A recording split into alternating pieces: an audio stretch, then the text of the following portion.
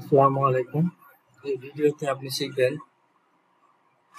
Inner HTML এবং create এলিমেন্টের পার্থক্য, বিশেষ করে যখন আপনি ডম ট্রিতে নতুন এলিমেন্ট তৈরি করেন। ধরি আপনার কাছে একটা ডিপ আছে, কন্টেইনার একটা ডিপ আছে। আপনি যদি এতে নতুন এলিমেন্ট যোগ করতে চান তাহলে কি করবেন? ক্রিয়েট এলিমেন্ট ব্যবহার করতে পারবেন। আমরা নতুন একটা এলিমেন্ট তৈরি করব। Let div equal to document dot selector dot হচ্ছে ক্লাসের নেম কন্টেইনার।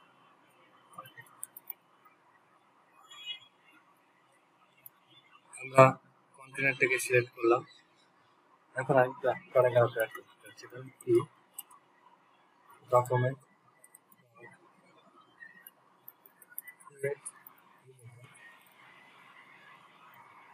দিলাম, কি ডট টেক্সট কন্টেন্ট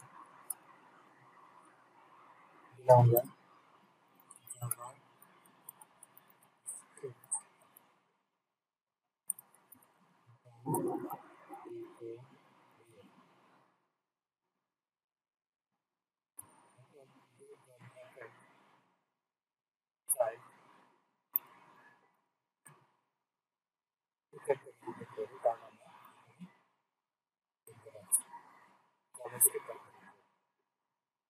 এভাবে আমরা এর আগের ভিডিওতে যখন আমরা ভিডিও তৈরি করছিলাম, নতুন একটা এলিমেন্ট তৈরি করছিলাম, তখন আমরা এভাবে দেখছিলাম টেক্সট কন্টেন্টও আমরা দেখছি। এটা যদি আমরা অন্যভাবে করতে পারি, এর আগের ভিডিও আমরা আলোচনা করেছিলাম ইনার HTML, সেখানেও আমরা দেখেছিলাম ইনার HTML যদি আমি অ্যাড করি তাহলে আমি এটা লিখছিল কিছু আমি নতুন করে কমেন্ট করলাম, এটা সুবিধার্থে এটা আমার কোডগুলো ডেটাবে থাকবে, তাই আমি কমেন্ট করে রাখছি। অন্যভাবে যদি করি লেন্থ আমি ডিপ রেখে দিলাম, একটা ভেরিয়েবলের নাম ডিপ। তখন আমি কি করবো? Document selector container dot container ক্লাসটা দিলাম। এটা আমার ঠিক আছে, এটা আমার ডিপ। এই যে inner deep, inner deep dot হচ্ছে ইনার HTML। এরপর আমরা এইটা দিলাম, তারপরে এটা আমরা দিই আগে inner JavaScript dot inner HTML inner JS। এখন আমার এখানে ইনার HTML আমরা ইনার HTML ব্যবহার করলে কোড ছোট এবং পরিষ্কার মনে হচ্ছে। হ্যাঁ, বিশেষ করে আপনি যদি HTML যোগ করতে চান, HTML যোগ করে আমরা করতে। কিন্তু সমস্যা হলো ইনার HTML ব্যবহার করলে ব্রাউজারকে প্রতিবার পুরো ডিপের ভিতরে নতুন করে HTML রেন্ডার করতে হয়। এতে ডোম রিক্রিয়েট হয় এবং এটি পারফরমেন্সে প্রভাব ফেলে। আর যদি আমি অন্যথায় আগের এক্সাম্পলে যাই, ক্রিয়েট এলিমেন্টের মাধ্যমে ক্রিয়েট এলিমেন্ট এবং অ্যাপেন্ড চাইল্ড ব্যবহার করে সরাসরি ডোম ট্রিতে কাজ করে, এটি অনেক বেশি পারফরমেন্স হয়, মানে এটা পারফরমেন্স অনেক ভালো থাকে।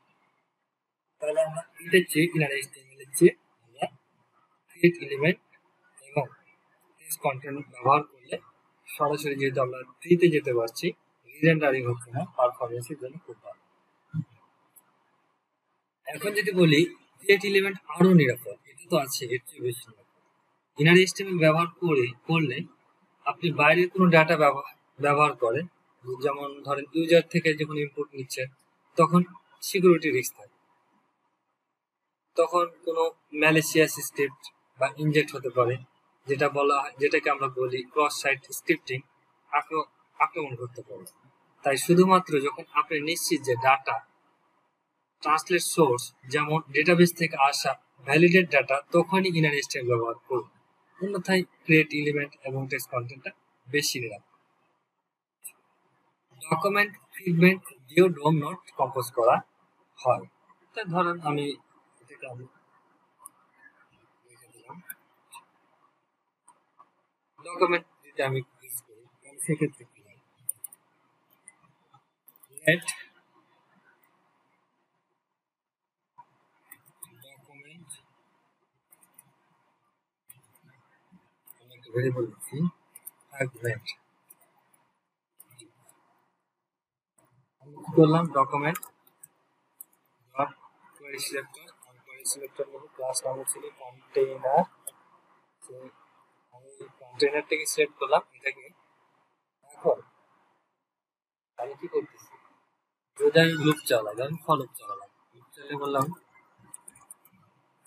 লেট I equal to 0 শুরু হবে ডকুমেন্ট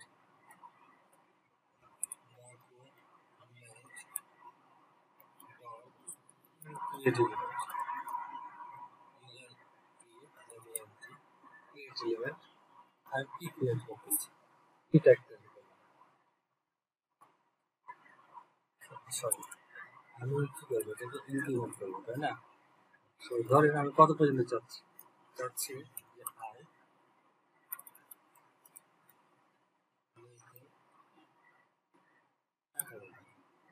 1000 এবং একটা এই লিপের ভিতরে কি করতে চাচ্ছি, ধরেন আমি একটা ট্যাগ কি ট্যাগটাকে কপি করব, ডকুমেন্ট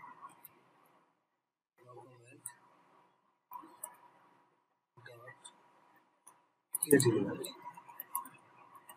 আমি ক্রিয়েট কি ট্যাগ করতে যাচ্ছি, তাহলে কি ট্যাগ আমার তৈরি হলো।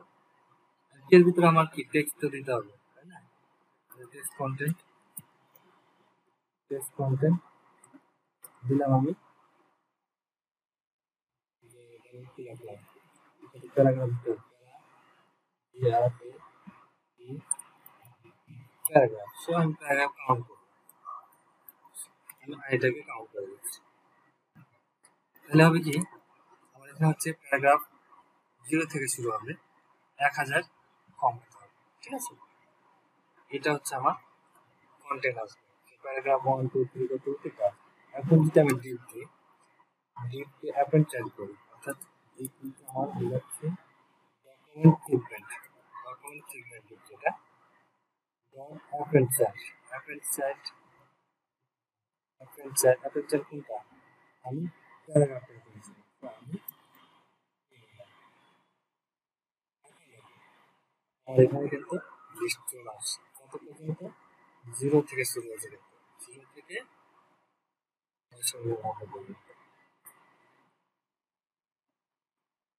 এটা কি করছে, এটা কিভাবে কাজ করছে, এই কোড প্রতিবার ডোমকে অ্যাপেন্ড চাইল্ড হওয়ার সময় ব্রাউজার স্টাইল রিক্যালকুলেট করছে, রেন্ডার করছে, লেআউট আপডেট করছে, যা খুবই স্লো এবং অকার্যকর। দেখতে এখন বোঝা যাচ্ছে না আমি কতটা বিহাইন্ড দ্য সিন জুড়ে আমাদের প্রসেসটা হচ্ছে কিভাবে, যে প্রথমে ব্রাউজার স্টাইলে রিক্যালকুলেট করতেছে, তারপর রেন্ডার করতেছে এবং লেআউট আপডেট করতেছে, এটা কয়েকটা স্টেপে যাচ্ছে।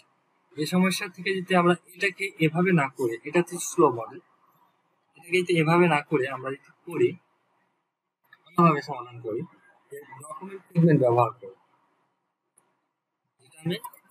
যেটা আমি এটাকে এই লুপটাকে আমি সরাসরি পর্যন্ত আমি তো কোয়েরি সিলেক্টর ঠিক আছে, আমি ফর লুপে এটাকে এভাবে না করে কমেন্ট করলাম, করার পর যদি আমি একটা ভেরিয়েবল দিই ফ্রেগমেন্ট নামে একটা ভেরিয়েবল দিলাম,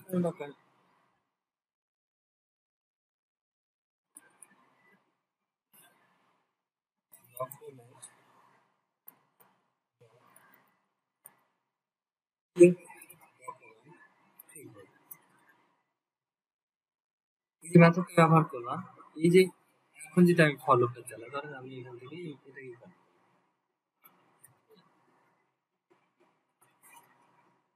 কপি করলে মনে হয় বুঝতে পারবেন না, কোডের চেঞ্জটা বোঝা যাবে না, আমি আবার ফর লুপ দিচ্ছি, সো ফর লুপ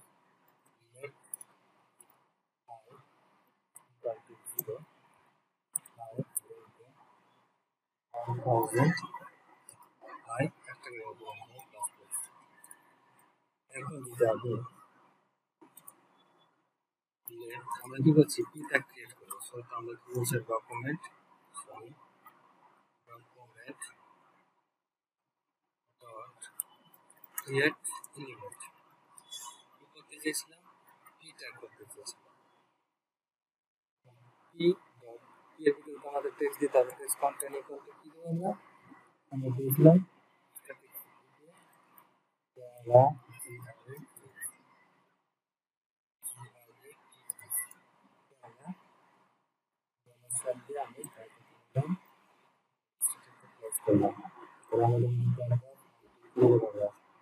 আমি এখন এখানে দিব pigment dot append child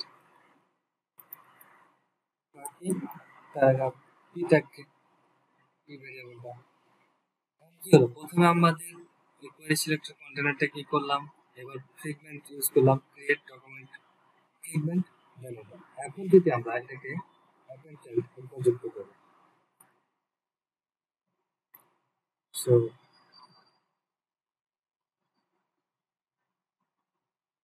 document এই যেটা বড় হচ্ছে কি append child কি আমরা এখন এই ফিগমেন্ট এইখানে ফিগমেন্টের ভিতরে বুঝে গেছি এখন আমার একটা কি হলো একবার ডমটা যুক্ত করছি একবার যুক্ত করলাম না আমাদের এখানে বারবার হলো যখন আমি এটাকে এখন কি হচ্ছে আমাদের এই প্যারেন্টস এই ডিপের ভিতরে ফিগমেন্টটা নিলাম ফিগমেন্টের মধ্যে ক্রিয়েট ডকুমেন্ট ফিগমেন্টটা তৈরি করবে সো লুপ তৈরি করলাম 0 থেকে 999 পর্যন্ত সেটা কি করলো লুপটা একবার কাজ করে নিল কাজ করার পর যখন এই কাজটা করবে তখন এখন ঠিক চাইল্ডে ফিগমেন্টে যাচ্ছে ফিগমেন্ট কিন্তু এখন আমি রেন্ডার করব যখন আমি এটাকে কল করলাম তখন কিন্তু এটা রেন্ডার হবে একবারই কিন্তু রেন্ডার হবে তাহলে এখানে আমরা